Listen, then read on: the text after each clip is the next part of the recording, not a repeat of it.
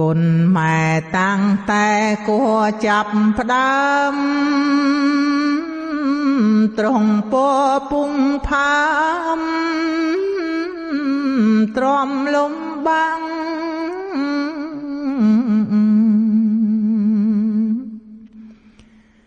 ដេកដើរដូចរោគតាមឥតស្រាំងទុំរំកូនចាក់ចេញពីផ្ទៃពេលឆ្លងទន្លេម៉ែឈឺខ្លាំងចិត្តតាំងកាយព្រមប្រឹងដោយភ័យ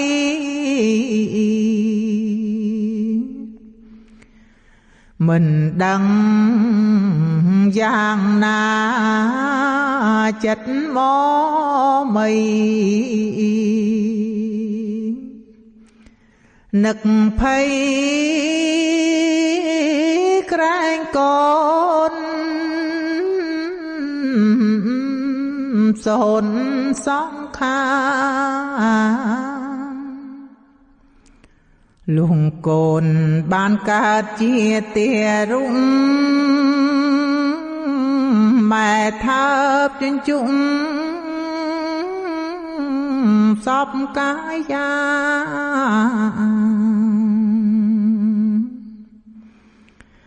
បបងអងអែដោយហាត់ថាមេត្តាប្រែឈាមជាទឹកដង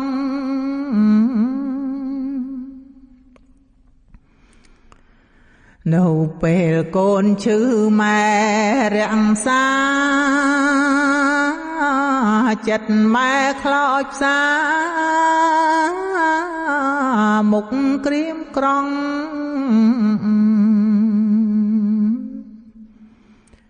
កូនឈឺម៉ែភ័យមុខស្លាំងអងមិនសមរានសងវងព្រឹកនៅពេលកូនជាម៉ែសប្បាយចិត្តម៉ែមិនណាយមានតែនឹក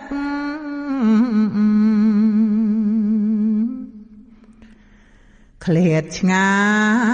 យបន្តិចចិត្តវវឹករលឹកនឹកកូនវិលវិញភ្លាមអង្គុយកកិលក្រោកឈួរដើរទៅតាមដំណើរម៉ែព្យាយាម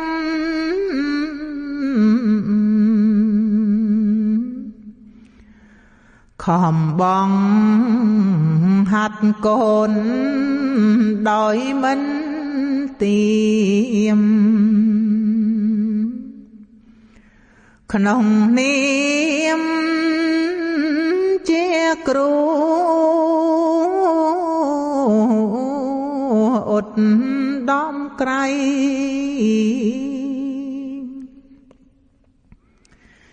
ជុំនោមហូបចុកស្លៀងដនដប់ចំណែងចេញសពប្រចាំថ្ងៃ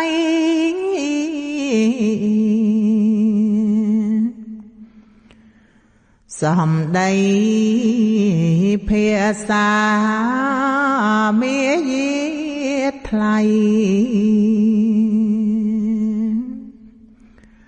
កូន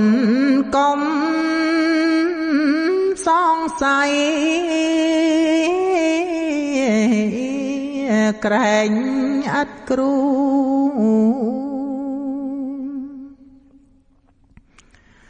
កូនចេញមួយមុខម៉ែអម្ដងអួតប្រាប់អ្នកផងមិនចាំយូរម៉ែនឺយ៉ាងណាមិនគិតគូបន្ធូរអារម្មណ៍ដោយថ្ពាល់កូនកូនធំបន្តិចបែបព្រៀងរឹងកូនខ្លាំងទទឹងអាងជីដូនម៉ែខឹងអន់ចិត្តមុខស្រពនវេកូនរួយគិតអាណិតក្រោយបើកូនបានសុខម៉ែសុខផងដូចម៉ែបានផ្សងសូមអំណោយដូចបានកែវទឹកទេវតាអើយឬដូចអំណោយពីសុគីបើកូនបានសុខម៉ែសុខផងបើកូនមានមកម៉ែពុំជី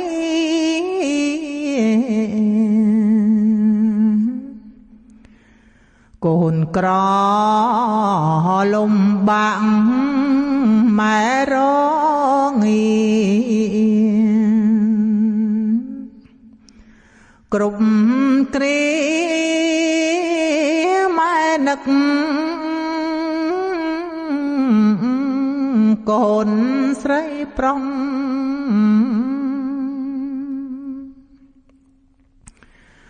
កូនខូចអាក្រក់ក្នុងភូមិឃុំគេគុំគេស្អប់សពសាយសង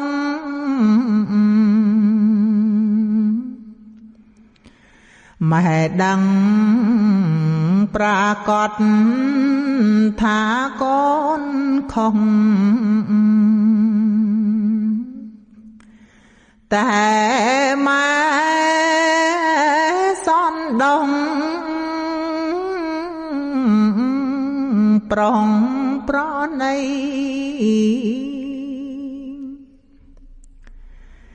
ម៉ែគឺជាព្រំរបស់កូនជាក្បូនជីវិតមនុស្សប្រុសស្រី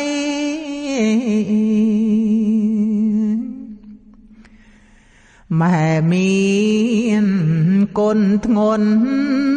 ហុងពោលស្ដីគ្មានអ្វីប្រៀបផ្ទឹមម៉ែបានឡើយ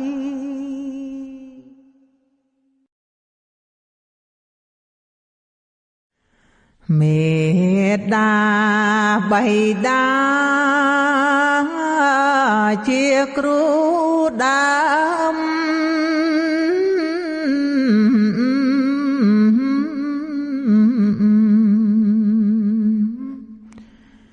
ជាគ្រូដ៏ឆ្នើមក្នុងលោកក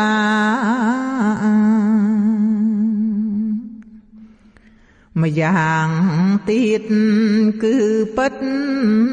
ជាទេវតាព្រះពុទ្ធត្រាស់ថាជាព្រំផងមេត្តាបិតាគឺជាព្រះ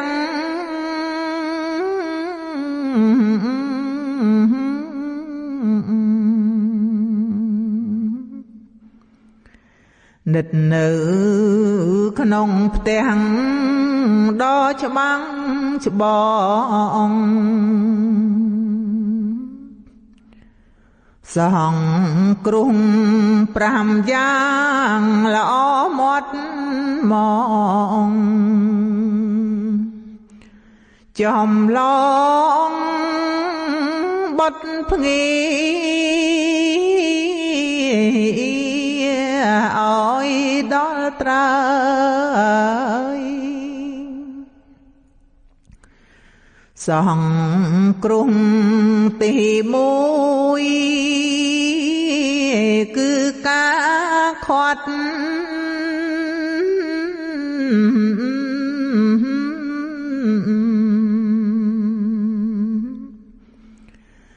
មិនអោយកូនភ្លាត់ធ្វើបាបឡើយបើកូនធ្វើខុសមិនកន់តាយ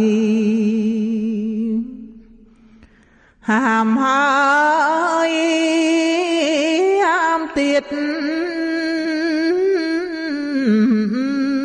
ឆ្លៀតតាមក្លំកំណើតជាមនុស្សថ្លៃពេកបុណ្យ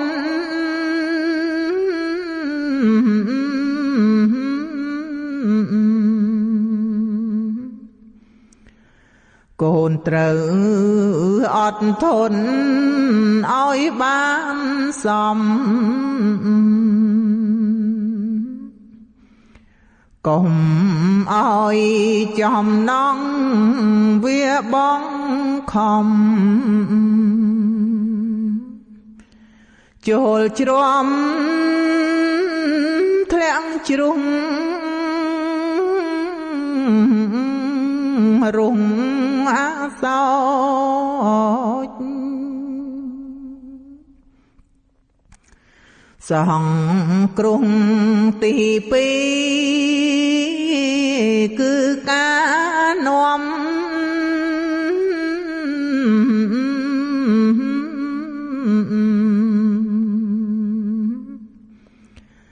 ផ្សេផ្សំ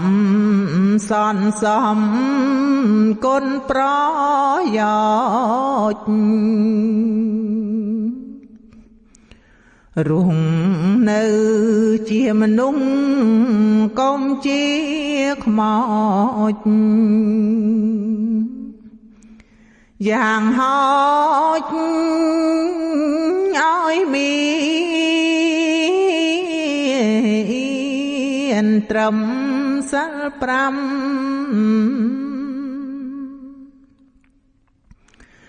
មហេបំពាក់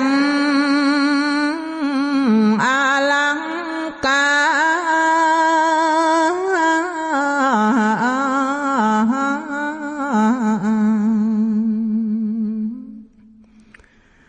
គឺធម៌ទាំងស្នាជាប្រចាំ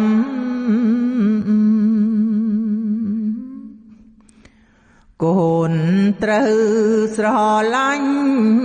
កល្យាណកម្មគុណគប់ត្រូវចាំ កុំបំភ្លេច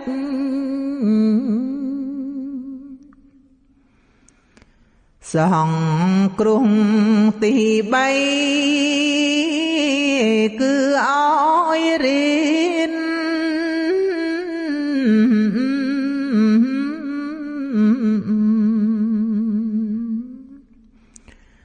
អុចទៀនវិជ្ជាភ្លឺរំលេច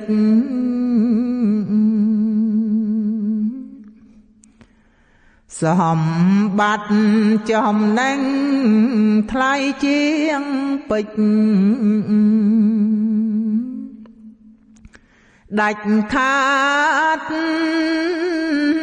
ត្រូវកិច្ចពីគ្រឿងញៀនថ្នាំញៀនបំផ្លាញនៅស្មារតី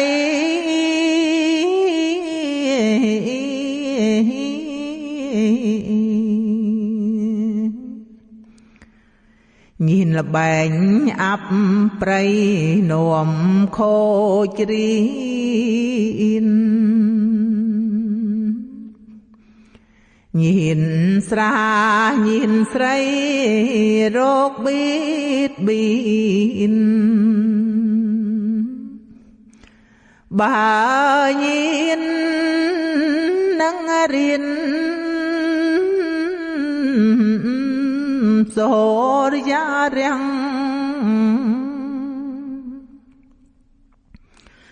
សង្គ្រោះទី4គឺរៀបការ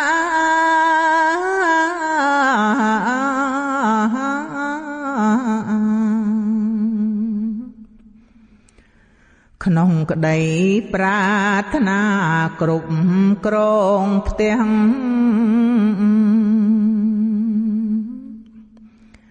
មិនត្រូវបង្ខំយកចាញ់ឈ្នះមានអ្នក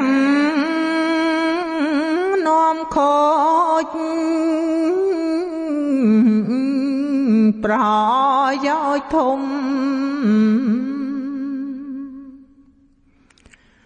ស្នេហាជាធ្នោកប់ប្រលឹង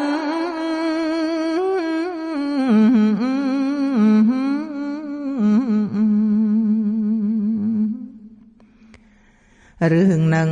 ត្រូវដឹងឲ្យគ្រប់មុំ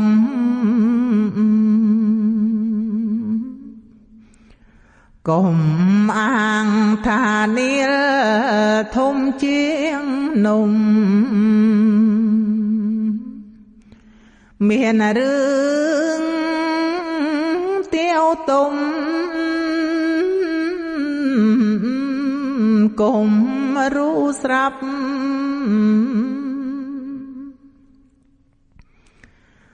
សង្គ្រោះទី5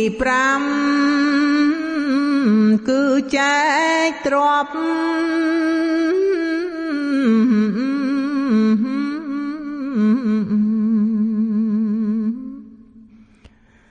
តាមកាលគូគប់ជាប់ជាច្បាប់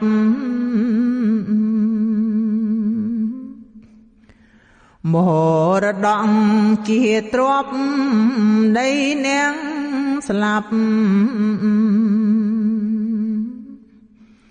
មិនគូប្រញាប់ឲ្យដាច់ឡើ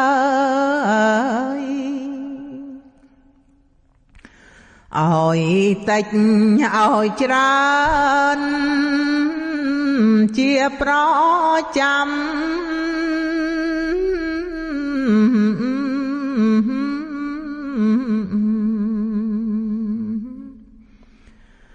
រាល់ថ្ងៃខែឆ្នាំឲ្យណាស់ហើយ ចំណែកសម្បត្តិនាំដល់ត្រូវដូចពលខាងក្រោយគឺអវាទសង្គ្រោះ5យ៉ាងគឺជាគុណ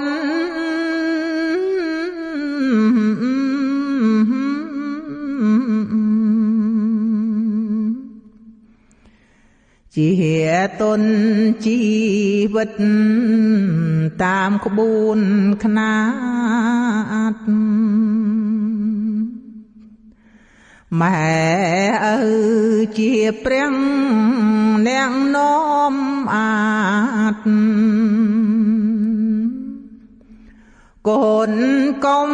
ប្រមាទតទៅ